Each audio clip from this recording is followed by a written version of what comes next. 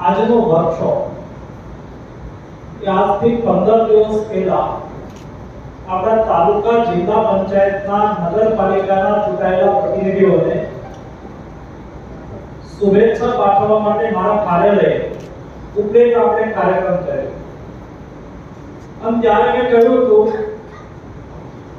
કે દરેક તાલુકાની અંદર ચૂંટાયેલા જનપ્રતિનિધિઓનો એક એવો વર્કશોપ હોવો જોઈએ જેને લઈને ચૂંટાયેલા જનપ્રતિનિધિઓને પોતાની સત્તા, પોતાના ફરજો, પોતાની જવાબદારી એનાથી એ પ્રશિક્ષિત થાય, જેની શરૂઆત લોકસભા ક્ષેત્રની અંદર સૌથી પહેલા વંથલી તાલુકાએ કરી છે.